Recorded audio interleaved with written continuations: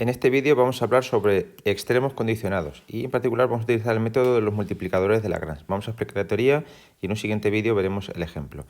Este método de los multiplicadores de Lagrange es una extensión de los problemas de optimización que se ven en una variable y funciona de la siguiente manera. Supongamos que queremos optimizar una función f de Rn en R que está sujeta a una serie de restricciones g1 de x1 xn igual a 0, g sub k de x1 xn igual a 0. Recordemos que siempre tiene que ser que las condiciones estén igualadas a 0. Si no es así, pues despejamos, llegamos todo a un lado y ya igualaremos a 0. Y con eso ya tendríamos nuestra función. Porque las restricciones pueden venir dadas mediante una ecuación, por ejemplo, 3x más 5y igual a 8. Pues paso el 8 restando y ya lo tendría en la forma igual a 0, que es lo que nos pide el método de los multiplicadores de Lagrange.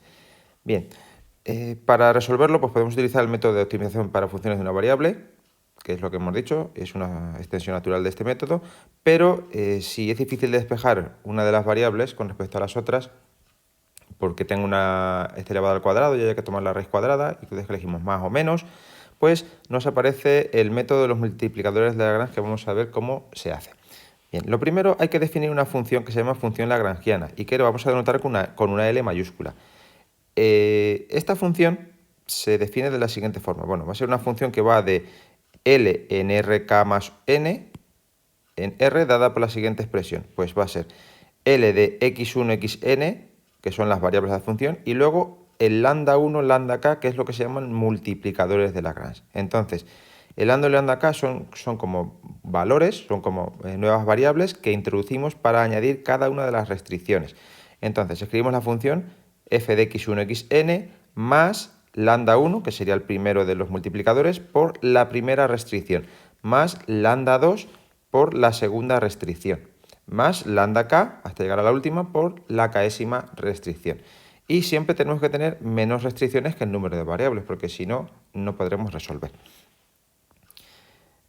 A los extremos relativos de la función f de Rn en R sujeta a una serie de restricciones de la forma g sub 1 de x1 xn igual a 0 hasta g sub k de x1 xn igual a 0, son los puntos críticos de la función L de RK más N en R, dada por pues L de x1 xn, lambda 1 lambda k, pues f de x1 xn, bueno, lo que hemos visto de la función lagrangiana. Entonces, digamos que los extremos que estamos buscando, condicionados, que verifiquen ser máximos o mínimos de la función y que cumplan las restricciones impuestas, pues van a coincidir con los puntos críticos de esta función lagrangiana que hemos definido aquí y que vuelve a aparecernos aquí. Y las constantes, como ya he dicho, son lo que se denominan multiplicadores de Lagrange.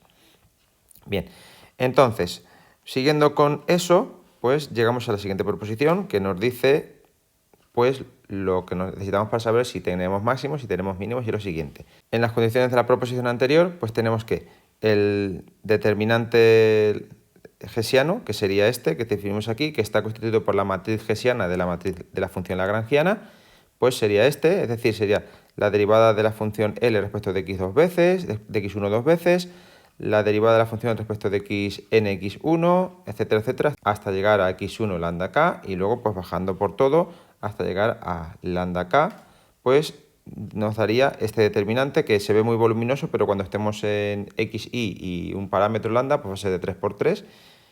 Y hay que hacerle el determinante. Es decir, cuando hagamos el determinante de este hessiano, que es el de la función lagrangiana, pues tendremos que, si el valor del lagrangiano es negativo, pues lo que tengo es un mínimo relativo. Y si el valor del lagrangiano es positivo, entonces lo que tengo es un máximo relativo. Si el valor del lagrangiano nos da 0, pues no podemos determinar la naturaleza del punto. Mucho cuidado porque hay libros que definen el lagrangiano de otra forma y si cambiamos el orden de las matrices, el orden de la disposición de las variables, pues estos criterios cambian. Recordemos que si una matriz intercambia dos filas o dos columnas, el determinante cambia de signo. Por tanto, mucho cuidado en la forma en la que determináis la naturaleza de los puntos que hayáis obtenido. Porque si lo hacéis primero, aquí lo que hemos hecho es derivar la primera derivada parcial de la función lagrangiana respecto a todas las variables.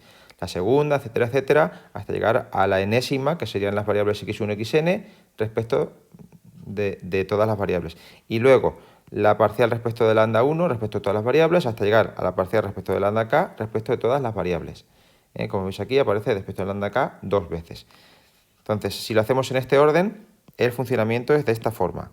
si lo hacemos en otro orden, puede ser que esto se altere y funcione al contrario, ¿de acuerdo? Porque si lo veis en algún otro sitio, se hace de otra forma, que no penséis que aquí está mal explicado. Entonces, para recordarlo, funciona al revés que en las funciones de una variable. Es decir, si tengo en una función de una variable, el mínimo era cuando la segunda derivada era positivo, pues aquí pasa al contrario. El máximo cuando la segunda derivada era negativa, pues aquí, como veis, también al contrario. Espero que este vídeo os haya quedado claro, el método, cómo es su desarrollo teórico. En el siguiente ejemplo pues veremos un ejemplo práctico de aplicación de cómo se hace todo esto y veréis que el determinante lagrangiano tampoco sale tan difícil.